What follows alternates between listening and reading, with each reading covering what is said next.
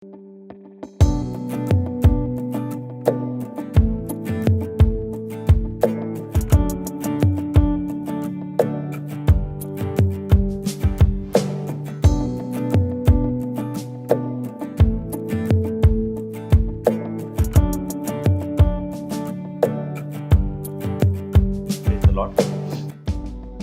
ಪರಿಶುದ್ಧ ನಾಮಕ್ಕೆ ಸ್ತೋತ್ರವಾಗಲಿ. ಈ ದಿನದಲ್ಲಿಯೂ ದೇವರು ನಮ್ಮ ಸಹಾಯಕನಿಗೆ ನಡೆಸ್ತಾ ಬಂದಂಥ ಆತನ ಕೃಪೆಗಾಗಿ ಸ್ತೋತ್ರ. Every day gift from god. ದೇವರ ಕೃಪೆಯಿಂದ ನಾವು ಹೊಂದ್ಕೊಳ್ತಾ ಇದ್ದೇವೆ. ಅದು ದೇವರ ಘನತೆಗಾಗಿ ಉಪಯೋಗಿಸಿದರೆ ಎಷ್ಟೊಂದು ಸಂತೋಷ ಅಲ್ವಾ ಪ್ರಿಯರೇ. ಸೊ ನಾನು ನಿನ್ನೆ ಓದಿದ ವಾಕ್ಯ ಭಾಗವನ್ನೇ ಮುಂದುವರಿಸಲಿಕ್ಕೆ ನಾನು ಇಷ್ಟಪಡ್ತೇನೆ. ವಿಮೋಚನ ಕಾಂಡ ಅದರಲ್ಲಿ 14ನೇ ಅಧ್ಯಾಯ 25ನೇ ವಚನ, ಅದರ 2ನೇ ಭಾಗ. ಐಗುಪ್ತದವರು ಇಸ್ರಾಯೇಲರನ್ನು ಅನೇಕ ರೀತಿಯಲ್ಲಿ ಬಾಧಿಸ್ತಾ ಇದ್ದರು. ಕೊನೆಗೆ ಅವರನ್ನು ಬಿಟ್ಟು ಕೆಲಸ ಮಾಡಿಸಿ ಐಗುಪ್ತ ದೇಶದಲ್ಲಿ ಅವರಿಗೆ ಬಹಳ ಸಂಕಟಗೊಳಪಡಿಸಿದರು. ದೇವರು ಅದನ್ನು ನೋಡಿ ಆ ಒಂದು ಕೂಗು ದೇವರಿಗೆ ಮುಟ್ಟಿದ್ರಿಂದ ಮೋಶೆಗೆ ದೇವರು ಹೇಳ್ತಾನೆ, ನನ್ನ ಜನರ ಕೂಗು ನನಗೆ ಮುಟ್ಟಿತು ಅಂಥೇಳಿ, ನೀನು ಹೇಗಾದರೂ ಮಾಡಿ ಅವರನ್ನು ಐಗುಪ್ತ ದೇಶದಿಂದ ಬಿಡುಗಡೆ ಮಾಡಬೇಕು ಅಂತ.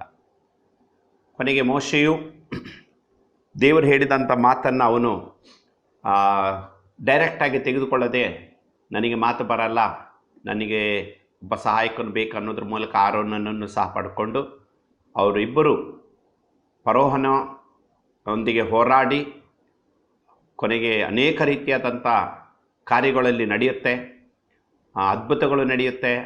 ಕೊನೆಗೆ ಅವರಲ್ಲಿ ಅದ್ಭುತ ನಡೆಯುತ್ತೆ. ಆ ಮೂಲಕವಾಗಿ ಫರೋಹನ ಹೃದಯವು ಕಠಿಣವಾಗುತ್ತಲೇ ಹೋಯಿತು.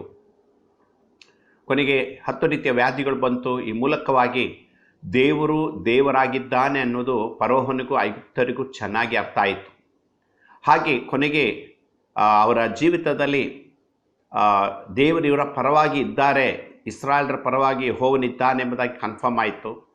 ಕೊನೆಗೆ ಅವರು ಚೊಚ್ಚಲ ಮಕ್ಕಳ ಸಂಹಾರದೊಂದಿಗೆ ಇಲ್ಲಿಂದ ಹೊರಟು ಹೋಗ್ರಿ ಎಂಬುದಾಗಿ ಅವನು ಆರ್ಡ್ರ್ ಕೊಡ್ತಾನೆ. ಕೊನೆಗೆ ಹಾಗೆ ಅವರು ಹೋಗ್ತಾರೆ.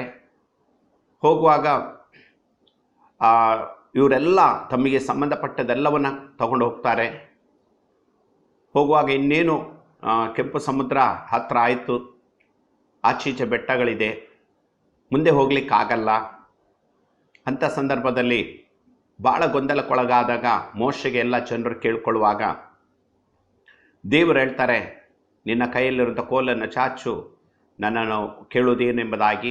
ಹಾಗೆ ಒಂದು ದೊಡ್ಡ ಗಾಳಿಯು ಬಂದು ಕೊನೆಗೆ ಸಮುದ್ರವನ್ನು 2 ಭಾಗವಾಗಿ ಮಾಡಿ ಒಣ ನೆಲದಲ್ಲಿ ಅವರು ನಡೆದಾಡುವಂತೆ ದೇವರು ಮಾಡಿದ. ಆ ಒಣ ನೆಲದಲ್ಲಿ ನಡೆದಾಡಿದಂಥ ಆ ಇಸ್ರಾಯೇಲರು ಅವರು ಆ ದಾರಿಯಲ್ಲಿ ಹೋಗುವಂತೆ ದೇವರು ಮಾಡಿದಂಥ ದೇವರು ಕೊನೆಗೆ ಅದೇ ಒಂದು ದಾರಿ ಐಗುಪ್ತದವರಿಗೆ ಮರಣದ ಒಂದು ಸಮಾಧಿಯ ಒಂದು ಸ್ಥಳವಾಯಿತು ಎಂಬುದಾಗಿ ನಾವು ನೋಡುತ್ತೇವೆ. ಹಾಗೆ ಇನ್ನೇನು ದೇವರು ಇವರ ಪರವಾಗಿದ್ದಾನೆ ಅಂತ ಹೇಳಿಕೊಂಡು ಐಗುಪ್ತರು ಏನು ಮಾಡ್ತಾರೆ ಅಂದರೆ, ಹೇಗಾದರೂ ಮಾಡಿ ನಾವು ಇಲ್ಲಿಂದ ಹೊರಟೋಗೋಣ. ಯಾಕಂದರೆ ಈಗ ಸಮುದ್ರ ಮಧ್ಯದಲ್ಲಿದ್ದಾರೆ, ಅವರು ಒಣ ನೆಲದಲ್ಲಿ ಇದ್ದಾರೆ. ದೇವರು ಏನು ಮಾಡ್ತಿದ್ದಾರೆ ಅಂದರೆ, ಇವರು ಇಸ್ರಾಯೇಲರು ದಾಟುವ ತನಕ ಕಾದ ನಂತರ ಅವರ ಗಾಲಿಗಳನ್ನೆಲ್ಲ ತೆಗೆದರು ಎಂಬುದಾಗಿ ನಾವು ನೋಡುತ್ತೇವೆ. ಇದನ್ನು ನೋಡಿದಾಗ ಅಲ್ಲಿ ನಾವು ನೋಡ್ತೇವೆ 14ನೇ ಅಧ್ಯಾಯ 25ನೇ ವಚನದಲ್ಲಿ, ಆತನ ಅವರ ರಥಗಳ ಚಕ್ರಗಳನ್ನು ತೆಗೆದು ಬಿಟ್ಟದ್ರಿಂದ ಐಗುಪ್ತರು ಬಹು ಕಷ್ಟದಿಂದ ಹೊಡಕೊಂಡು ಹೋದರು. ಆಗ ಐಗುಪ್ತರು, ನಾವು ಇಸ್ರಾಯೇಲರ ಮುಂದೆ ನಿಲ್ಲಲಾರೆವು. ಮೊದಲು ಇವರು ಇಸ್ರಾಯೇಲರು ಹೇಳ್ತಿದ್ರು, ನಾವು ಐಗುಪ್ತರ ಮುಂದೆ ನಿಲ್ಲಲಾರೆವು ಅಂಥೇಳಿ. ಈಗ ಪರಿಸ್ಥಿತಿ ಉಲ್ಟಾ ಆಯಿತು. ರೋಮ 8ರಲ್ಲಿ ಹೇಳುವ ಹಾಗೆ, ದೇವರು ನಮ್ಮ ಪರವಾಗಿದ್ದರೆ ನಮ್ಮನ್ನು ಎದುರಿಸೋರು ಯಾರು ಇಲ್ಲ. ಹಾಗೆ ಅವರು ಹೇಳ್ಕೊಳ್ತಾರೆ, ಕೊನೆಗೆ ಓಡಿ ಹೋಗೋಣ, ಯೆಹೋವನು ಅವರಿಗೋಸ್ಕರ ನಮಗೆ ವಿರುದ್ಧವಾಗಿ ಯುದ್ಧ ಮಾಡುತ್ತಾನೆ ಎಂದು ಹೇಳಿದನು. ಹಲ್ಲೆಲೂಯಾ. ದೇವರ ವಾಕ್ಯ ಎಷ್ಟು ಸತ್ಯವಾಗಿದೆ ಅಂದರೆ, ಇವರೇನು ಅಂದುಕೊಂಡಿದ್ರೋ ದೇವರು ಅದೇ ಕಾರ್ಯವನ್ನು ಅವರ ಜೀವಿತದಲ್ಲಿ ಮಾಡ್ಕೊಂಡಿದ್ದಾರೆ. ಯಾಕಂದರೆ ಸರ್ವಶಕ್ತನಾದ ದೇವರು ಆತನ ಲೋಕ ಸೃಷ್ಟಿಕರ್ತನಾಗಿದ್ದಾನೆ. ಹಾಗೆ ಇಲ್ಲಿ ಇವರ ಜೀವಿತ ಒಂದು ರೀತಿ ಭಯಕ್ಕೆ ಒಳಗಾಯಿತು. ಬಾಧಿಸ್ತಾ ಇದ್ದಂಥ ಜನರು, ಹಿಂಸೆ ಕೊಡ್ತಾ ಇದ್ದಂಥ ಜನರು, ಇವರಿಗೆ ನಾನಾ ರೀತಿಯಲ್ಲಿ ಚಿತ್ರಹಿಂಸೆ ಒಳಪಡಿಸುವಂಥ ಜನರು ಇವರನ್ನೀಗ ಬೆನ್ನಟ್ಟಿಕೊಂಡು ಬಂದು ಈಗ ತಾವು ಸರ್ವಶಕ್ತನಾದ ದೇವರ ಕೈಗೆ ಸಿಕ್ಕಾಕೊಂಡಂಥ ಪರಿಸ್ಥಿತಿಯಲ್ಲಿದ್ದಾರೆ. ಅಡಕತ್ತಿರಲ್ಲಿ ಸಿಕ್ಕಾಕೊಂಡಾಗೆ ಅಂತ ಹೇಳ್ತಾರಲ್ಲ ಹಾಗೆ. ಕೊನೆಗೆ ಮುಂದೆ ಎಲ್ಲ ನಾವು ನೋಡುವಾಗ ಅಲ್ಲಿ ನಾವು ನೋಡುತ್ತೇವೆ, ಅಲ್ಲಿ 26ನೇ ವಚನದಲ್ಲಿ ಯೆಹೋವನು ಮೋಶೆಗೆ ಸಮುದ್ರದ ಕಡೆಗೆ ನೀನು ಕೈ ಚಾಚು, ಅದರ ನೀರು ಮೊದಲಿನಂತೆ ಆಗಲಿ, ಬಂದು ಐಗುಪ್ತರನ್ನು ಅವರ ರಥಗಳ ರಾಹುತಗಳನ್ನು ಮುಡಿಸುವೆ ಎಂದು ಹೇಳಿದನು. ಮೋಶೆ ಸಮುದ್ರ ಮೇಲೆ ಕೈ ಚಾಚನು. ಬೆಳಗಾಗುತ್ತಲೇ ಸಮುದ್ರದ ನೀರು ಮೊದಲಿನಂತೆಯೇ ತುಂಬಿಕೊಳ್ಳಲು ಐಗುಪ್ತರು ಓಡಿ ಹೋಗುತ್ತಾ ಅದರ ಎದುರಾಗಿಯೇ ಬಂದರು. ಹೀಗೆ ಯೆಹೋವನು ಐಗುಪ್ತರನ್ನು ಸಮುದ್ರದೊಳಗೆ ಕೆಡವಿ ಬಿಟ್ಟನು. ಅವರಲ್ಲಿ ಯಾರೂ ಬದುಕುಳಿಯಲಿಲ್ಲ. ನಾನು ಹೇಳುವ ಉದ್ದೇಶ ಏನಂದರೆ, ಇವತ್ತು ವಿಶ್ವಾಸಕ್ಕೆ ನಾವು ಬಂದ ಮೇಲೆ, ರಕ್ಷಣೆ ಹೊಂದಿದ ಮೇಲೆ ಅನೇಕ ರೀತಿಯಾದಂಥ ಒಂದು ವಿರೋಧಗಳು, ಅಡ್ಡಿಗಳು, ಅವಮಾನಗಳು ಪ್ರತಿಯೊಬ್ಬರಲ್ಲಿ ಬರುವುದು ಸಹಜ, ಬರುತ್ತೆ. ಆದರೆ ಅದು ತಾತ್ಕಾಲಿಕ. ನಂಬುವ ದೇವರ ಮಕ್ಕಳು ಹೇಳ್ರಿ, ಅದು ತಾತ್ಕಾಲಿಕ. ನಿಮ್ಮ ಜೀವಿತದಲ್ಲಿ ನಿಮ್ಮನ್ನು ಮುಳುಗಿಸಿ ಬಿಡುವಂಥ, ನಿಮ್ಮನ್ನು ಸಮಾಧಿ ಮಾಡುವಂತೆ ಯಾವ ಕಷ್ಟವೂ ಈ ಲೋಕದಲ್ಲಿ ಯಾವ ಭಕ್ತನಿಗೂ ಬರಲಿಲ್ಲ. ಬಟ್ ಶತ್ರುವಿನ ಸೇನೆಗೆ ಬಂದಿದೆ. ಅವರು ಅದರಲ್ಲಿ ಬಲಿಯಾಗಿದ್ದಾರೆ. ಅವರ ಜೀವಿತವನ್ನು ಅವರು ಕಳ್ಕೊಳ್ಳುವಂಥ ಪರಿಸ್ಥಿತಿ ಬಂದಿದೆ. ಹಾಗಾಗಿ ಇವತ್ತು ನಮ್ಮ ಜೀವಿತವನ್ನು ತೆಗೆದುಕೊಳ್ಳೋಣ.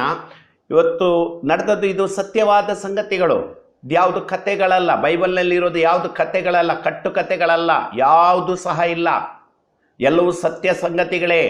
ಇಡೀ ಲೋಕಕ್ಕೆ ರಕ್ಷಣೆ ಬರಬೇಕಾದ್ರೆ, ಬಿಡುಗಡೆ ಹೊಂದಬೇಕಾದ್ರೆ, ಇಡೀ ಲೋಕದಲ್ಲಿ ಒಂದು ನಿಜವಾದ ಪರಿಹಾರ ಕಾಣಬೇಕಾದ್ರೆ ಅವನು ಬೈಬಲ್ನ ಕಡೆಗೆ ಬರಲೇಬೇಕು. ಬೇರೆ ಎಲ್ಲಿಯೂ ಮಾರ್ಗ ಈ ಭೂಮಿ ಮೇಲೆ ಇಲ್ಲ. ಸತ್ಯವೇದ ಹೊರತಾಗಿ ಬೇರೆ ಮಾರ್ಗ ಇಲ್ಲ. ಯೇಸುವೆ ನಿಜವಾದ ರಕ್ಷಕನ ಹೊರತು ಬೇರೊಬ್ಬ ರಕ್ಷಕನಿಲ್ಲ. ಯೇಸುವೆ ಪಾಪ ಪರಿಹಾರಕ್ಕನಲ್ಲದೆ ಬೇರೆ ಒಂದು ಪಾಪ ಪರಿಹಾರದ ವ್ಯವಸ್ಥೆ ಈ ಭೂಮಿ ಮೇಲೆ ಇಲ್ಲ. ಯೇಸುವೆ ನಿಜವಾದ ದೇವರೆಂಬುದಾಗಿ ನಂಬಿದವನಿಗೆ ಮಾತ್ರ ರಕ್ಷಣೆಯಾಗುತ್ತೆ, ಪಾಪ ಪರಿಹಾರ ಆಗುತ್ತೆ, ಶಾಪದಿಂದ ಬಿಡುಗಡೆ ಆಗುತ್ತೆ. ಇವತ್ತು ಇಲ್ಲಿ ನಾವು ನೋಡ್ತೇವೆ, ಚರಿತ್ರೆ ನಾವು ತಿಳ್ಕೊಳ್ತಾ ಇದ್ದೇವೆ. ಬಟ್ ನಾನು ಚರಿತ್ರೆಯನ್ನು ಹೇಳಲಿಕ್ಕಾಗಿ ಇಷ್ಟಪಡ್ತಾ ಇಲ್ಲ, ನಿಮಗೆ ಅರ್ಥ ಆಗೋದಕ್ಕಾಗಿ ಹೇಳ್ತಾ ಇದ್ದೇನೆ ಅಷ್ಟೇ. ಚರಿತ್ರೆ ನಮಗೆಲ್ಲರೂ ಬೈಬಲ್ ಓದೋರಿಗೆ ಗೊತ್ತಿದೆ. ಆದರೆ ನಾ ಹೇಳುವ ವಿಷಯ, ಇವತ್ತು ನೀವು ಲೋಕದಲ್ಲಿದ್ದೀರಾ. ಯೇಸು ಹೇಳ್ತಾರೆ, ಲೋಕದಲ್ಲಿದ್ದರೂ ಲೋಕದವರಲ್ಲ ಅಂಥೇಳಿ. ಇವತ್ತು ಲೋಕದ ವ್ಯವಸ್ಥೆಗಳನ್ನು ಆಳ್ಲಿಕ್ಕಾಗಿ ದೇವರು ನಮ್ಮನ್ನು ಕೊಟ್ಟಿದ್ದಾರೆ. ಆದರೆ ನಾವು ಅಳುವವರಾಗಿ ನಮ್ಮ ಜೀವಿತದಲ್ಲಿ ನಾವು ಅಧೋಗತಿ ಕಾಣುವಂಥ ಪರಿಸ್ಥಿತಿ ಆಗಿದ್ದರೆ ಅಂಥವರಿಗೆ ನಾನು ಈ ವಿಷಯವನ್ನು ಹೇಳ್ತಾ ಇದ್ದೇನೆ. ಆದಿಯಲ್ಲಿ ದೇವರು ಆದಾಮ ಅವರನ್ನು ಉಂಟು ಮಾಡಿ ಏನು ಹೇಳಿದರು? ಭೂಮಿಯ ಮೇಲೆ ದೊರೆತನ ಮಾಡು, ಆಳ್ವಿಕೆ ಮಾಡು. Same word till today, it prevails till today. ಅದು ಇವತ್ತಿನವರೆಗೂ ಅದು ಕಾರ್ಯ ರೂಪದಲ್ಲಿ ಇದೆ. ವಿಶ್ವಾಸಿಯೇ ದೇವರ ಮಗನೇ, ದೇವರ ಮಗಳೇ, ಇವತ್ತು ನೀನು ವಿಶ್ವಾಸಿಯಾಗಿದ್ದರೆ ಪರಿಸ್ಥಿತಿಗಳ ಮೇಲೆ, ಸ್ಥಿತಿಗತಿಗಳ ಮೇಲೆ ನೀನು ಆಡಳಿತ ನಡೆಸಬೇಕು. ನೀನು ಕೆಂಪು ಸಮುದ್ರದಲ್ಲಿ ಮುಳುಗಿ ಹೋದ ಐಗುಪ್ತರ ಹಾಗೆ ನಿನ್ನ ಜೀವಿತ ಇರಬಾರ್ದು. ಎಸ್, ಎಲ್ಲವೂ ನನ್ನ ತಲೆ ಮೇಲೆ ಬಂದಿದೆ, ಎಲ್ಲವೂ ನನ್ನ ಮೇಲೆ ಇದೆ, ನಾನು ಏನು ಮಾಡಲಿ, ಜೀವನ ಮಾಡಲಿಕ್ಕೆ ಏನು ಮಾಡಲಿ, ಬದುಕೋದು ಯಾಕೆ ಇತ್ಯಾದಿ ಎಲ್ಲ ಒಂದು ರೀತಿ ಡಿಕ್ಷನರಿಯಲ್ಲಿ ಬಂದ ಪದದ ಹಾಗೆ ಒಂದೊಂದು ನೆಗೆಟಿವ್ ಪದಗಳು ನಮ್ಮ ಜೀವಿತದಲ್ಲಿ ಬರುವುದು ಒಂದು ರೀತಿ ಅವಮಾನಕರವಾದದ್ದು. ನೀನು ಐಗುಪ್ತರ ಸ್ಥಳದಲ್ಲಿ ಇದೆಯೋ ಅಂತೇಳಿ ಪರೀಕ್ಷೆ ಮಾಡ್ಕೊಳ್ಬೇಕಾಗ್ತದೆ. ಯಾಕಂದರೆ ನಿನ್ನ ಮಾತುಗಳೆಲ್ಲವೂ ಸೋಲು, ನಿರಾಶೆ, ಬೇಸರ. ಕೊನೆಗೇನಾಗುತ್ತೆ? ನಿನ್ನ ಜೀವಿತದಲ್ಲಿ ಯಾವುದನ್ನು ನೀವು ಶಂಕಿಸ್ತೀಯೋ ಅದೇ ಸಂಭವಿಸುತ್ತೆ. ನಿನ್ನ ಜೀವಿತದಲ್ಲಿ ಅದನ್ನು ನೀವು ತಿಳ್ಕೊಳ್ಬೇಕು. ಇವತ್ತು ಲೋಕದಲ್ಲಿದ್ದು ಲೋಕವನ್ನೆಲ್ಲ ದೇವರು ನನಗೆ ನನ್ನ ಪರವಾಗಿದ್ದಾನೆ, ದೇವರು ನನಗಾಗಿ ಯುದ್ಧ ಮಾಡುವನಾಗಿದ್ದಾನೆ. ಯೋಷಾಫಾಟನ ಜೀವಿತದಲ್ಲಿ ಏನು ಯುದ್ಧ ಮಾಡದೇನೆ ದೇವರಿಗೆ ಸ್ತೋತ್ರ ಮಾಡಿ ಯುದ್ಧವನ್ನು ಜಯಿಸಿದವನಾಗಿದ್ದಾನೆ. ಇವತ್ತು ಎಷ್ಟೆಲ್ಲ ಉದಾಹರಣೆಗಳನ್ನು ಸತ್ಯವೇದದಲ್ಲಿ ನಾವು ನೋಡುತ್ತೇವೆ. ದೇವರು ತಾನೇ ತನ್ನ ದೂತರನ್ನು ಕಳಿಸಿ ಜಯ ಕೊಟ್ಟಂಥದ್ದು, ಬಿಡುಗಡೆ ಕೊಟ್ಟಂಥದ್ದು ಉದಾಹರಣೆಗಳನ್ನು ನೋಡ್ತೇವೆ. ಚರಿತ್ರೆಯನ್ನು ಸ್ವಲ್ಪ ನಾವು ಬದಿಗಿಟ್ಟ ಮೇಲೆ ಇವತ್ತಿನ ನಮ್ಮ ಜೀವಿತ ನಾವು ಸ್ವಲ್ಪ ಯೋಚನೆ ಮಾಡೋಣ. ಇವತ್ತು ನನಗೆ ಭಯ, ಗೊಂದಲಗಳು ಉಂಟಾಗ್ತಾ ಇದೆಯಾ? ಲೋಕವು ನನ್ನನ್ನು ಕೊಲ್ತಾ ಇದೆಯಾ? ಪರಿಸ್ಥಿತಿಗಳು ನನ್ನನ್ನು ಕೊಲ್ತಾ ಇದೆಯಾ?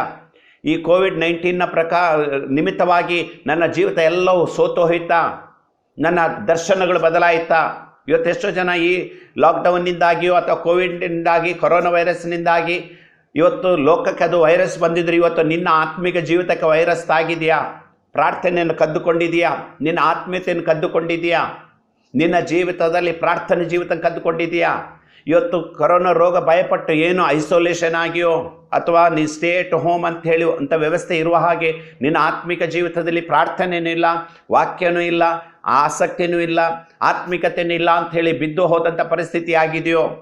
ಐಗುಪ್ತ ಜೀವಿತದಲ್ಲಿ ಇವತ್ತು ನಾವು ನೋಡ್ತೇವೆ, ಸ್ವಲ್ಪ ಸಮಯಕ್ಕೆಲ್ಲವೂ ಅವ್ರಿಗೆ ಫ್ಲರಿಶ್ ಆಗಿ ಹಸುರಸರಾಗಿ ಲೋಟನು ಸೊದೋಮ್ ಗೋಮರಕ್ಕಿಂತ ಮೊದಲು ಚೊಗರೂರಿನ ಸುತ್ತಲೂ ಕಂಡಂತೆಯೇ ಎಲ್ಲವೂ ಚೆನ್ನಾಗಿತ್ತು. ಆದರೆ ಅಂತ್ಯವೇನಾಯಿತು? ಒಬ್ಬರಾದರೂ ಅಲ್ಲಿ ಬದುಕುಳಿಯಲಿಲ್ಲ. ಎಲ್ಲರೂ ಸಮಾಧಿಯಲ್ಲಿ ಅಂದರೆ ನೀರಿನಲ್ಲಿ ಸಮಾಧಿಯಾಗಿ ಪಟ್ಟು ಅವರು ಸತ್ತು ಹೋದರು. ಅವರೆಲ್ಲ ರಾಹುತ್ರಗಳು ಎಲ್ಲವೂ ಅದರಲ್ಲಿ ಹೋಯಿತು. ಯಾಕಂದರೆ ಇವತ್ತಿಗೂ ಸೈನ್ಸ್ ಅದನ್ನು ಪ್ರೂವ್ ಮಾಡುತ್ತೆ, ಹೀಗೀಗೆ ರೆಡ್ ಸಿಯಲ್ಲಿ ಇಂಥದ್ದು ಸಿಕ್ಕಿದೆ ಅಂತೇಳಿ. ಯಾವುದು ಸುಳ್ಳು ಕಥೆಗಳು ಬೈಬಲ್ನಲ್ಲಿ ಇಲ್ಲ. ನಮ್ಮ ನಂಬಿಕೆ, ನಮ್ಮ ಭರವಸೆ, ನಮ್ಮ ನಿರೀಕ್ಷೆಗಳು ಮೇ ಬಿ ಲೋಕಕ್ಕೆ ಟ್ರಾನ್ಸ್ಫರ್ ಆಗ್ಬೋದು, ಗೊತ್ತಿಲ್ಲ.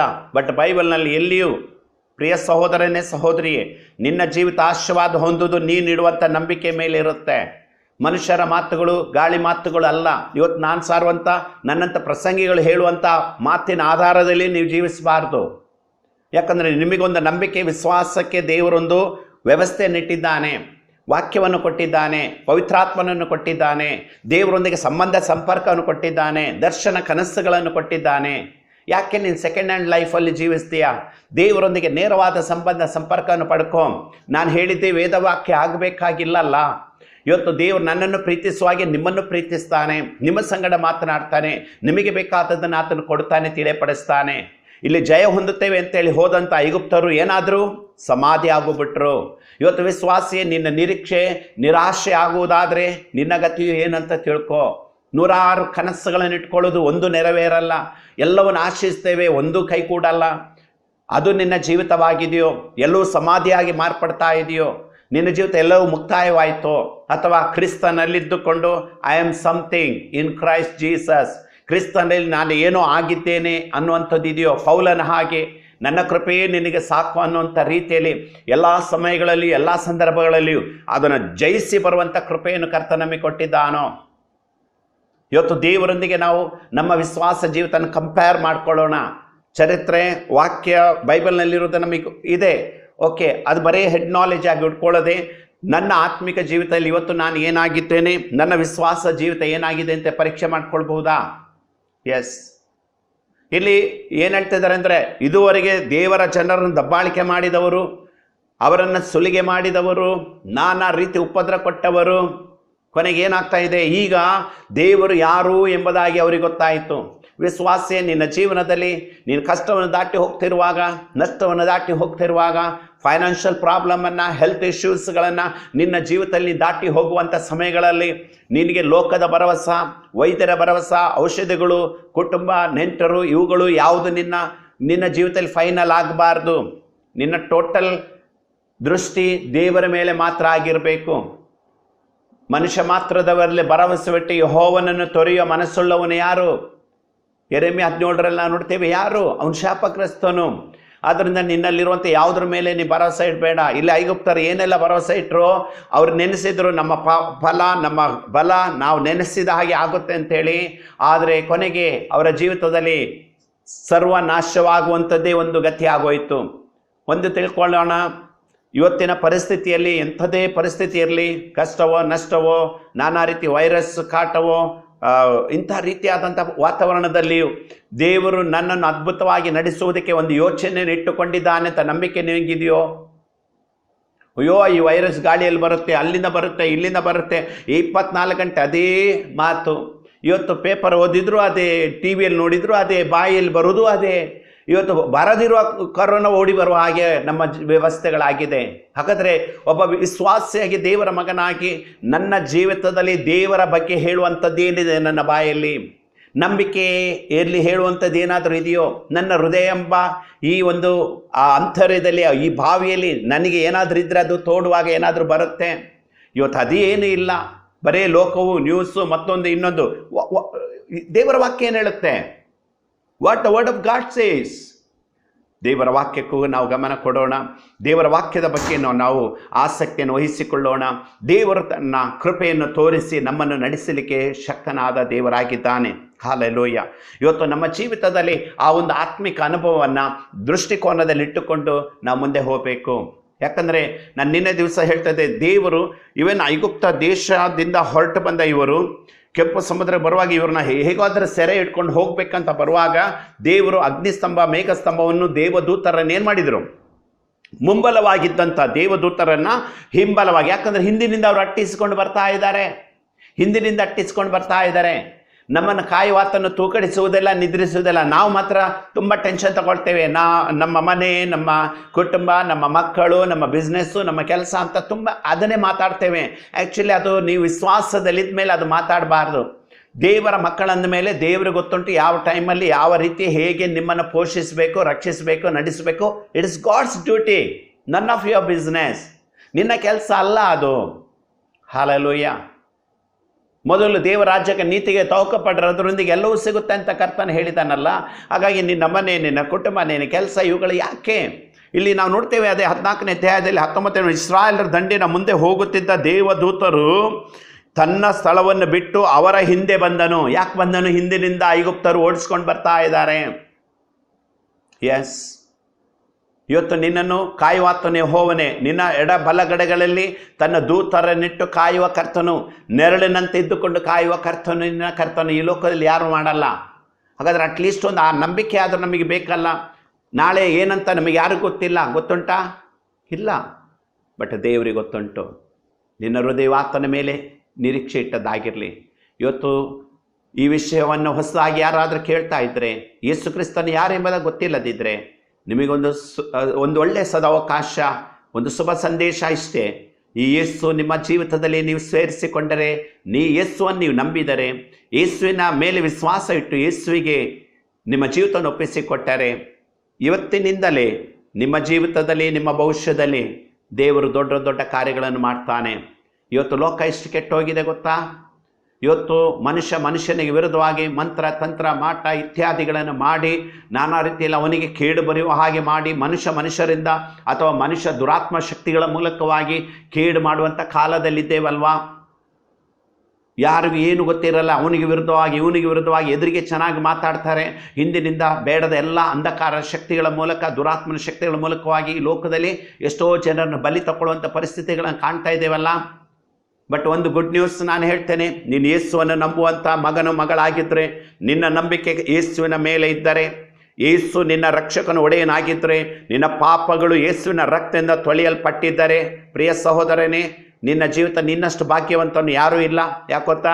ಯಾವ ಮಂತ್ರ, ತಂತ್ರ, ಲೋಕದ ಶಕ್ತಿಗಳು ನಿನಗೆ ವಿರುದ್ಧವಾಗಿ ಯಾವ ಕಾರ್ಯಗಳು ನಡೆಯುವುದಿಲ್ಲ. ಯಾಕಂದರೆ ಯೇಸುವಿನ ರಕ್ತ ನಮ್ಮ ಜೀವಿತದಲ್ಲಿ ಅಷ್ಟು ಪ್ರೊಟೆಕ್ಷನ್ ಕೊಡುತ್ತೆ. ಯೇಸುವಿನ ರಕ್ತ ಎಲ್ಲ ಅಂಧಕಾರ, ಇವಿಲ್ ಸ್ಪಿರಿಟ್ಸ್ಗಳು, ಎಲ್ಲ ಮಂತ್ರ ತಂತ್ರ ಶಕ್ತಿಗಳು, ಮನುಷ್ಯನು ಮಾಡುವಂಥ ಎಲ್ಲ ವ್ಯವಸ್ಥೆಗಳ ಮೇಲೆ ನಮಗೆ ಜಯವನ್ನು ತಂದು ಕೊಡುತ್ತೆ.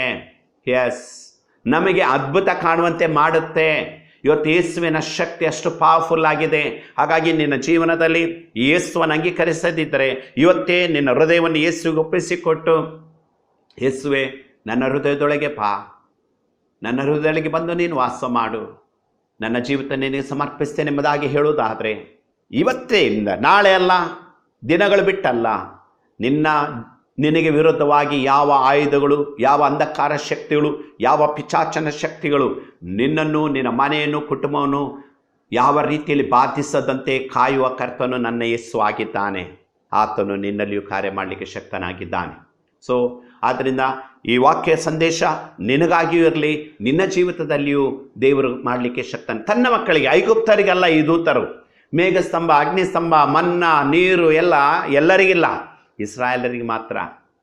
ಅದಕ್ಕಾಗಿ ಯೇಸುಸ್ವಾಮಿ ಮತ್ತಾಯದಲ್ಲಿ ಹೇಳಿದ, ಮೊದಲು ನೀವು ದೇವರಾಜ್ಯಕ್ಕೆ ನೀತಿಗೆ ತವಕ ಪಡುವಾಗ ಏನು ತಿನ್ನಬೇಕು, ಏನು ಕುಡಿಬೇಕು, ಏನು ಹೊತ್ತುಕೊಳ್ಬೇಕು, ನನ್ನ ಪ್ರಾಣಾಧಾರಕ್ಕೆ ಏನು ಮಾಡಬೇಕು, ಎಲ್ಲ ವಿಷಯದಲ್ಲಿ ದೇವರು ನೋಡ್ಕೊಳ್ತಾರೆ. ನಾಳೆ ನಮ್ಗೆ ಯಾರಿಗೂ ಗೊತ್ತಿಲ್ಲ, ಬಟ್ ದೇವರಿಗೆ ಗೊತ್ತುಂಟಲ್ವಾ? ಹಾಗಿರುವಾಗ ತುಂಬ ಟೆನ್ಷನ್ ಯಾಕೆ ತಗೊಳ್ತೀರಾ? ತುಂಬ ಯಾಕೆ ಮಾತಾಡ್ತೀರಾ? ಅಯ್ಯೋ ನನಗೆ ಸಾಲ, ಲೋನು, ಮತ್ತೊಂದು ಕಷ್ಟ, ಕೆಲಸ ಇಲ್ಲ, ನನಗೆ ಅದಿಲ್ಲ ಇದಿಲ್ಲ. Yes, we believe it. ಹೌದು, ನಾವು ನಂಬ್ತೇವೆ. ಆದರೆ ಅದು ಟೆಂಪ್ರರಿ ಆಗಿರಲಿ. ದೇವರ ಕಾರ್ಯವನ್ನು ನೀವು ಹೆಚ್ಚಾಗಿ ನಂಬ್ರಿ, ದೇವರು ನಡೆಸುವಂಥ ವ್ಯವಸ್ಥೆಯನ್ನು ಹೆಚ್ಚಾಗಿ ನಂಬ್ರಿ. ಇಲ್ಲಿ ಯಾವ ರೀತಿಯಾದಂಥ ಸೆಕ್ಯೂರಿಟಿಯು ಇವರಿಗೆ ಕೊಡಲಿಕ್ಕೆ ಸಾಧ್ಯ ಇಲ್ಲ. ಅಷ್ಟು ಸೆಕ್ಯೂರಿಟಿ ಯಾಕಂದರೆ ಅವನಿಗೆ ಕೊಡಲಿಕ್ಕೆ ಸಾಧ್ಯ ಇಲ್ಲ. ಯಾಕಂದರೆ ಐಗುಪ್ತರು ಭಯಂಕರ ಬಲಿಷ್ಠರು. ಇವರಲ್ಲಿ ಏನಿದೆ? ಬಟ್ ದೇವರೇನು ಮಾಡಿದರು? ತನ್ನ ದೂತರ ಮೂಲಕ ಅವರ ನಡೆಸಿದರು. ಇಸ್ರಾಯೇಲ್ನ ದಂಡಿನ ಮುಂದೆ ಹೋಗುತ್ತಿದ್ದ ದೇವದೂತರು, ಅಲ್ಲಿ ನಾವು ನೋಡುತ್ತೇವೆ, ಅವರಿಗೆ ಎಲ್ಲ ರೀತಿಯ ಸೆಕ್ಯೂರಿಟಿಯನ್ನು ಕೊಟ್ಟು, ಸುರಕ್ಷತೆಯನ್ನು ಕೊಟ್ಟು ಅವರನ್ನು ನಡೆಸ್ತಾ ಇದ್ದಂಥ ದೇವದೂತರು ಹಿಂದಕ್ಕೆ ಹೋಗಿ ಐಗುಪ್ತ ದೇಶದ ಆ ಸೈನ್ಯವನ್ನು ತಡೀತಾ ಇದ್ದಾನೆ. ಏನಂತೇಳಿ ನೋಡ್ತೇವೆ, ಅವರ ಮುಂದಾಗಿದ್ದ ಮೇಘ ಸ್ತಂಭವು ಅಲ್ಲಿಂದ ಬಂದು ಅವರ ಹಿಂದೆ ನಿಂತುಕೊಂಡಿತ್ತು. ಮೇಘ ಸ್ತಂಭವು ಸಹ ಹಿಂದಕ್ಕೆ ಬಂತು.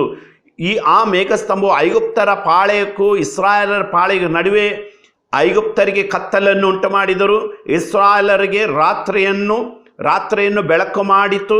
ಆ ರಾತ್ರಿಯೆಲ್ಲ ಒಬ್ಬರು ಹತ್ರ ಬರದಂತೆ ದೇವರು ನೋಡಿಕೊಂಡ. ಹಲ್ಲೆಲೂಯಾ! ಎಂಥ ಸಂತೋಷ ಅಲ್ವಾ? ನಾನು ಮೊನ್ನೆ ಹೇಳುವಾಗ ಹೇಳಿದ್ದೆ, ನಿನ್ನೆ ದಿವಸ ಐಗುಪ್ತ ದೇಶದಲ್ಲಿ ಇಷ್ಟೆಲ್ಲ ಬಾಧೆಗಳಾಯಿತು. ನೀರು ರಕ್ತ ಆಗುವಂಥದ್ದನ್ನು ಹಿಡಿದು ಚೊಚ್ಚಲ ಮಕ್ಕಳ ತನಕ ಸಂಹಾರ ಎಲ್ಲ ಆಯಿತು. ಬಟ್ ಇಸ್ರಾಯೇಲರ ಮನೆಯಲ್ಲಿ, ಇಸ್ರಾಯೇಲರ ಜೀವಿತದಲ್ಲಿ ಯಾವುದೂ ಆಗಲಿಲ್ಲ. ಅವ್ರಿಗೆ ಕಾರ್ಗತ್ತಲೂ ಇಲ್ಲ, ಹುಣ್ಣುಬಕ್ಕೇನೂ ಇಲ್ಲ, ಯಾವ ಚೊಚ್ಚಲ ಮಕ್ಕಳ ಸಂಹಾರವೂ ಇಲ್ಲ. ಯಾಕೆ? Same things are happening today, till today. ಇವತ್ತು ನಿನ್ನ ಜೀವನದಲ್ಲಿ ಅನೇಕ ಬಾಧಿಸುವ ಅಂಧಕಾರ ಶಕ್ತಿಗಳು, ಇವತ್ತೆಷ್ಟೋ ಆಸ್ಪತ್ರೆಗಳಲ್ಲಿ ಹೋಗಿ ಲಕ್ಷಗಟ್ಟಲೆ ಹಣ ಖರ್ಚು ಮಾಡಿರ್ತಾರೆ. ಕೊನೆಗೆ ಡಾಕ್ಟರ್ ಹೇಳ್ತಾರೆ ಏನು ಕಾಯಿಲೆ ಅಂತ ಗೊತ್ತಾಗ್ತಾ ಇಲ್ಲ ಅಂತ ಹೇಳ್ತಾರೆ. ಎಷ್ಟೋ ಕಾಯಿಲೆಗಳು ಅಂಧಕಾರ ಶಕ್ತಿಗಳಿಗೆ, ದುರಾತ್ಮನಿಗೆ, ದೆವ್ವಗಳಿಗೆ ಅಂಧಕಾರ ಶಕ್ತಿಗಳಿಗೆ ಸಂಬಂಧಪಟ್ಟು ಬರ್ತದೆ. ಏನೂ ಇಲ್ಲ, ಆದರೆ ಒಂದು ರೀತಿ ಬಾಧೆಗಳು.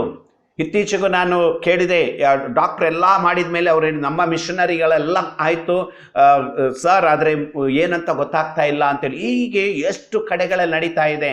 ಬಟ್ ನೀನು ದೇವರ ಮಗನಾಗಿರುವಾಗ ಇದು ಯಾವುದು ನಿನ್ನ ಹತ್ತಿರ ಸುಳಿಯದಂತೆ ದೇವರು ಕಾಯ್ತಾರೆ.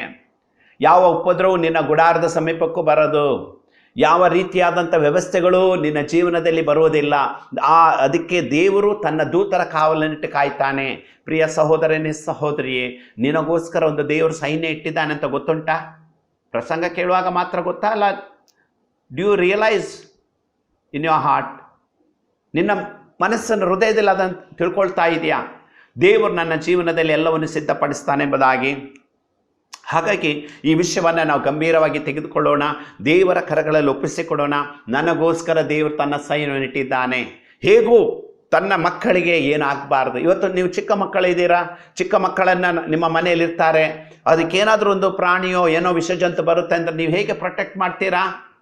ಹೇಗೆ ಪ್ರೊಟೆಕ್ಟ್? ನಿಮ್ಮ ಮೇಲಿರೋ ಆಸೆಯನ್ನು ತೊರೆದು ಮಗುನ ನೀವು ಕಾಪಾಡೋದಿಲ್ವಾ? ಕೆಟ್ಟವರಾದ ನಾವು ನಮ್ಮ ಮಕ್ಕಳನ್ನ ಇಷ್ಟು ಕಾಪಾಡೋದಾದರೆ ಒಳ್ಳೆಯವನಾದ ದೇವರು ಅದಕ್ಕಿಂತ ಎಷ್ಟೋ ಹೆಚ್ಚಾಗಿ ನಮಗೆ ಸಹಾಯ ಮಾಡಲಿಕ್ಕೆ ಶಕ್ತನು. Yes, he is able to save us, rescue us. ಇವತ್ತು ನಮ್ಮ ಜೀವಿತದಲ್ಲಿ ಆ ಒಂದು ತೀರ್ಮಾನದೊಂದಿಗೆ ಕರ್ತನಲ್ಲಿರೋಣ. ಹಲ್ಲೆಲೂಯಾ. ಮೊದಲನೇದಾಗಿ ನಿನ್ನ ಜೀವನದಲ್ಲಿ ನಿನ್ನೆ ಹೇಳಿದ ವಿಷಯವನ್ನು ನಾನು ಹೇಳ್ತೇನೆ. ನೀನು ನನ್ನ ದೇವರು ದೊಡ್ಡವನು ಕಾಪಾಡ್ತಾನೆ ಹೇಳುವುದಕ್ಕಲ್ಲ, ನೀನು ಅದರ್ಸಿಗೆ, ಲೋಕಕ್ಕೆ, ಸಮಾಜಕ್ಕೆ ನೀನು ಅವಕಾಶ ಕೊಡು. ನನ್ನ ದೇವರು ಏನು ಮಾಡ್ತಿದ್ದಾರೆ ನನಗಂಥೇಳಿ ಲೋಕ ಹೇಳಿ, ಅದಕ್ಕೆ ಅವಕಾಶ ಕೊಡು. ಎರಡನೇದಾಗಿ, ನಿನ್ನ ಜೀವನದಲ್ಲಿ ಯಾವುದು ಸಹ ಲೋಕದಲ್ಲಿ ಬೇಕಾಬಿಟ್ಟು ಬಂದು ನಿನ್ನನ್ನು ಅಟ್ಯಾಕ್ ಮಾಡಲಿಕ್ಕಾಗಲ್ಲ. ದೇವರು ತನ್ನ ದೂತರ ಕಾವಲಿಟ್ಟಿದ್ದಾನೆ. ಯೋಬನ ಮನೆಯನ್ನು ಬಾಧಿಸೋದು ದೇವರ ಚಿತ್ತ ಆಗಿತ್ತು. ಯಾಕಂದರೆ ಪರ್ಮಿಷನ್ ತಗೊಳ್ಳದೆ ಸೈತಾನನಿಗೂ ಬರಲಿಕ್ಕೆ ಆಗ್ತಿರಲಿಲ್ಲ. ಯಾಕಂದರೆ ಅವನೇ ದೇವರೊಂದಿಗೆ ಮಾತಾಡುವಾಗ ಹೇಳ್ತಾ ಇದ್ದಾನೆ. ಆದ್ದರಿಂದ ಇವತ್ತು ನಿನ್ನ ಜೀವನದಲ್ಲಿಯೂ ದೇವರು ಅದನ್ನು ಮಾಡಲಿಕ್ಕೆ ಶಕ್ತನಾಗಿದ್ದಾನಲ್ವಾ? ಇವತ್ತು ಕರ್ತನ ಚಿತ್ತಕ್ಕೆ ನೀನು ಒಪ್ಪಿಸಿಕೊಡು. ಅದರದ್ದು ಯಾವ ವ್ಯಾಧಿಗಳು ನಿನ್ನ ಜೀವಿತದಲ್ಲಿ ಬರದಂತೆ ದೇವರು ನೋಡ್ಕೊಳ್ತಾನೆ. ಮೂರನೇದಾಗಿ, ನಿನ್ನ ಜೀವಿತದಲ್ಲಿ ದೇವರೇನು ಮಾಡ್ತಾನೆ ಅಂದರೆ ಎಲ್ಲ ರೀತಿಯ ಸಹಾಯಗಳನ್ನು ನಿನಗೆ ಕೊಟ್ಟು ನಿನ್ನನ್ನು ಅದ್ಭುತವಾದ ರೀತಿಯಲ್ಲಿ ಸಮುದ್ರದಲ್ಲಿ ಮಾರ್ಗ ಮಾಡಿಕೊಡ್ತಾನೆ. ಅಸಾಧ್ಯವಾದ ಸ್ಥಳಗಳಲ್ಲಿ ಮಾಡ್ತಾನೆ. ಅದೇ ಸ್ಥಳದಲ್ಲಿ ಶತ್ರುವನ್ನು ಸಂಹಾರ ಮಾಡುವ ದೇವರಾಗಿದ್ದಾನೆ. ನೀನು ಮನುಷ್ಯರೊಂದಿಗೆ ನಾವು ಹೋರಾಡಬಾರ್ದು, ನಾವು ಯಾರೊಟ್ಟಿಗೆ ಹೋರಾಡಬಾರ್ದು. ಯುದ್ಧ ಮಾಡೋದು ದೇವರು. ಕೊನೆಗೇನಾಯಿತು? ಇಲ್ಲಿ ಇಸ್ರಾಯೇಲರಿಗೆ ಒಣನೆಲವಾಯಿತು, ಅವರಿಗೆ ಅದು ಜಲಸಮಾಧಿಯಾಗಿ ಮಾರ್ಪಟ್ಟಿತ್ತು. ನಂತರ ನಾಲ್ಕನೇದಾಗಿ, ನಮ್ಮ ಜೀವಿತದಲ್ಲಿ ಯಾವಾಗಲೂ ಸ್ತುತಿ, ಸ್ತೋತ್ರ, ಆರಾಧನೆ ಉಂಟಾಗುವಂತೆ ಮಾಡ್ತಾನೆ. ಅಯ್ಯೋ ನನಗದಿಲ್ಲ, ಅದು ನಿಂಗಿಲ್ಲ, ಇದು ಇಲ್ಲ, ಇದೆಲ್ಲ ಅಲ್ಲ. ಇವತ್ತೆಷ್ಟೋ ವಿಶ್ವಾಸಿಗಳ ಮನೆಗಳಲ್ಲಿ ಅದೇ ಅವ್ರನ್ನ ದೂರೋದು, ಇವ್ರನ್ನ ದೂರೋದು, ಅದನ್ನು ದೂರೋದು, ಅದು ಹೇಳೋದು, ಇವನ್ನ ಹೇಳೋದು, ಒಂದು ರೀತಿ ಒಂದು ಡೆವಿಲಿಶ್ ಜೀವನವಾಗಿರುತ್ತೆ. ಪ್ರಿಯರೇ, ಇದು ನಿನ್ನ ವಿಶ್ವಾಸ ಇರಬಾರ್ದು. ಪ್ರತಿಯೊಂದು ವಿಶ್ವಾಸಿಗಳೇ ತಿಳ್ಕೊಳ್ರಿ, ನಿಮ್ಮ ಮನೆ ಸ್ತುತಿ ಪದ ಆರಾಧನೆ ಹೊರಡಬೇಕೇ ಹೊರತು ಇಡೀ ದಿವಸ ಅವರು ಇವರು ಅದು ಇದು ಒಳಗಿಂದ ಹೊರಗಿಂದ ಎಲ್ಲ ಹೇಳುವಂಥ ಮೈನಸ್ ಮಾತುಗಳು ನಿನ್ನ ಜೀವಿತದಲ್ಲಿ ಇದ್ದರೆ ಅದಕ್ಕೆ ಸಂಬಂಧಪಟ್ಟಂಥ ಆತ್ಮನೇ ನಿಮ್ಮಲ್ಲಿ ಕೆಲಸ ಮಾಡ್ತಾನೆ. ಕನ್ಫರ್ಮ್ ಮಾಡ್ಕೊಳ್ಳಿ. ಇವತ್ತು ಪ್ರಾರ್ಥನೆ ಮಾಡುವಾಗ ಈ ವಿಷಯವನ್ನು ಪ್ರಾರ್ಥನೆಯಲ್ಲಿಟ್ಟು ಪ್ರಾರ್ಥಿಸಿದೆ. ದೇವರು ತಾನೇ ಈ ವಿಷಯದಲ್ಲಿ ನಮಗೆ ಸಹಾಯಕನಾಗಿ ನಡೆಸಲಿಕ್ಕೆ ಶಕ್ತನಾಗಿದ್ದಾನೆ. ನಾನು ಸ್ತುತಿ ಪದ ಆರಾಧನೆ ಆದಿ ಅಪೊಸ್ತಲರಲ್ಲಿ ಏನು ನೋಡ್ತೇವೆ? ಅದನ್ನೇ ದೇವರ ಅದ್ಭುತ ಮಾತ್ಕಾರ್ಯ ಸೂಚಕಾರ್ಯ, ದೇವರನ್ನು ಸ್ತುತಿಸುವುದು, ಶ್ರಮಿಸುವುದು, ಅನ್ಯೋನ್ಯತೆ ಇತ್ಯಾದಿಗಳೇ ನಿನ್ನ ಮನೆಯ ನಿತ್ಯ ಪರಿಣಾಮ ಆಗಿರಬೇಕು. ಬಿಟ್ಟು ಅವನು ಹಿಂಗೆ ಹೇಳಿದ, ಇವನು ಹಂಗೆ ಹೇಳಿದ, ಅವನು ಹೀಗೆ ಮಾಡ್ತಾರೆ, ಹಾಗೆ ಮಾಡ್ತಾರೆ. ವಾಯ್? ನಿನ್ನ ಇನ್ಫ್ಲುಯೆನ್ಸ್ ಏನಾಗಿದೆ? ಏನು ಟೇಪ್ ರೆಕಾರ್ಡಲ್ಲಿ ರೆಕಾರ್ಡ್ ಆಗಿದೆ ಅದೇ ಮಾತಾಡುತ್ತಾನೆ. So be careful. ಆದ್ದರಿಂದ 4ನೇದಾಗಿ ನಿನ್ನ ಜೀವಿತದಲ್ಲಿ ಸ್ತುತಿ ಪದ ಆರಾಧನೆ ವಾತಾವರಣ ನಿನ್ನ ಮನೆಯಲ್ಲಿರುವಂತೆ ದೇವರು ಮಾಡ್ತಾನೆ. ಅಯ್ಯೋ ಅಪ್ಪ ಏನು ಮಾಡೋದು, ಇನ್ನೇನು ಮಾಡೋದು, ನಮ್ಮ ಮುಗಿಸಿ ಬಿಡ್ತಾರೆ ಅಂತ ಯಾರು ಹೇಳ್ತಾ ಇದ್ದಾರೆ? ಐಗುಪ್ತರು ಹೇಳ್ತಾರೆ. Let them say, not you. ನೀನಲ್ಲ, ಅವ್ರು ಹೇಳ್ಕೊಳ್ಳಿ. ಅದೇ ಜೀವಿತವನ್ನು ದೇವರು ನಿನಗೆ ಅನುಗ್ರಹಿಸಿಕೊಡಲಿ. Be at any cost be number 1. ಕರ್ತನಿಗಾಗಿರು, ಕರ್ತನೇ ನೀನು ಸ್ತುತಿಸ್ತಾ ಇರು. ಯಾವತ್ತು ಅಳುವ ಕೂಗುವ ಗೋಳಾಟದ ಪರಿಸ್ಥಿತಿ ಅಲ್ಲ. ಇವನ್ ಲಾಕ್ಡೌನ ಮತ್ತು ಯಾವುದೆಲ್ಲ ಪ್ರಾಬ್ಲಮ್ ಇದ್ದರೂ ಅದರ ಮಧ್ಯದ ರಾಜರಂತೆ ನಡೆಸುವ ದೇವರು ನನ್ನ ಯೇಸು ಸ್ವಾಮಿಯಾಗಿದ್ದಾನೆ. ಕರ್ತನ ತಾನೇ ನಿಮ್ಮನ್ನು ಆಶೀರ್ವಿಸಿ ನಡೆಸಲಿ. ಪ್ರಾರ್ಥಿಸೋಣ. ಪ್ರೀತಿಯುಳ್ಳ ಯೇಸುವೇ, ಈ ಸಮಯಕ್ಕಾಗಿ ಸ್ತೋತ್ರ. ನಮ್ಮನ್ನು ಐಗುಪ್ತರ ಹಿಡಿತದಿಂದ ಬಿಡಿಸೋದು ಮಾತ್ರವಲ್ಲ, ಈ ಲೋಕದ ಇನ್ಫ್ಲುಯೆನ್ಸ್ಗಳಿಂದ ಬಿಡಿಸೋದು ಮಾತ್ರವಲ್ಲ, ನಮ್ಮ ಸುತ್ತಮುತ್ತಲ ವಾತಾವರಣದಿಂದ ಬಿಡಿಸೋದು ಮಾತ್ರವಲ್ಲ, ಕರ್ತನೆ ನಾವು ನಿನ್ನನ್ನು ಸ್ತುತಿಸಿ ಆರಾಧಿಸುವಂತೆ ನಮ್ಮನ್ನು ನಡೆಸುವ ದೇವರಾಗಿದ್ದಿ. ಹಾಗೆ ನಮ್ಮ ಮೇಲಿಗೆ ಕೇಡನ್ನು ಮಾಡಬೇಕು, ನಮ್ಮ ಒಳ್ಳೆತನಕ್ಕೆ ಅಡ್ಡಿಪಡಿಸಬೇಕೆಂಬುದಾಗಿ ಯಾರೇ ಬಂದರೂ ಅದನ್ನು ನಾವು ನೋಡಬೇಕಾಗಿಲ್ಲ. ನೀನು ಅದಕ್ಕೋಸ್ಕರ ದೂತರನ್ನು ಇಟ್ಟಿದೀಯಾ. ನೀನು ಅದರ ವ್ಯವಸ್ಥೆಯನ್ನು ಮಾಡಿಕೊಳ್ಳುವ ದೇವರಾಗಿದ್ದಿ. ಆದ್ದರಿಂದ ಯಾರೂ ಸಹ ನಮ್ಮಂತೆ ಇರುವ ಮನುಷ್ಯರಿಗೆ ವಿರುದ್ಧವಾಗಿ ಯೋಚಿಸುವುದು, ಮಾತಾಡೋದು, ವರ್ತಿಸೋದು ಇದ್ದರೆ ಇವತ್ತೇ ಕ್ಷಮಿಸು. ವಿಶ್ವಾಸಿಗಳಿದ್ದರೆ ಅವರು ಪಶ್ಚಾತ್ತಾಪ ಪಟ್ಟು ಈ ವಿಷಯದಲ್ಲಿ ಪ್ರಾರ್ಥನೆ ಮಾಡಿ ಬಿಡುಗಡೆ ಹೊಂದಿ ಒಳ್ಳೊಳ್ಳೆ ಆಶೀರ್ವಾದನ ಹೊಂದುವಂತೆ ನೀನು ಮಾಡು ಸ್ವಾಮಿ. ಅದು ಬಿಟ್ಟು ಕರ್ತನೆ ಯಾವುದು ಕರ್ತನೆ ವಾಕ್ಯಕ್ಕೆ ವಿರೋಧವಾದದ್ದು ಇಲ್ಲದಂತೆ ನೀನು ಸಹಾಯ ಮಾಡು. ಒಬ್ಬರನ್ನೊಬ್ಬರು ಪ್ರೀತಿಸುವ, ಕ್ಷಮಿಸುವ, ದಯೆ ಕನಿಕರ ತೋರಿಸುವಂಥ ನೆಲೆಯಲ್ಲಿ ನೀನು ನಡೆಸುವ ಎಂಬುದಕ್ಕೆ ಪ್ರಾರ್ಥಿಸ್ತೇವೆ. ಸೋಲು, ನಿರಾಶೆ, ಭಯ, ಗೊಂದಲ ನಮ್ಮ ಟಾಪಿಕ್ ಅಲ್ಲ ಕರ್ತನೆ, ನಮ್ಮ ವಿಷಯವಲ್ಲ ಕರ್ತನೆ. ಅದು ಶತ್ರು ನೋಡಿಕೊಳ್ಳಲಿ. ಆದ್ದರಿಂದ ಪ್ರತಿಯೊಂದು ವಿಶ್ವಾಸಿಯನ್ನು ನಿನ್ನ ಕೃಪೆಯಲ್ಲಿ, ಪ್ರೀತಿಯಲ್ಲಿ, ಐಕ್ಯತೆಯನ್ನು ನಡೆಸಿಕೊಡು. ಘನಮಾನ್ಯಗೆ ಸಲ್ಲಿಸ್ತೇವೆ. ಯೇಸುವಿನ ನಾಮದಲ್ಲಿ ಬೇಡ್ತೇವೆ ತಂದೆ, ಆಮೇಲೆ. ದೇವರು ನಿಮ್ಮನ್ನು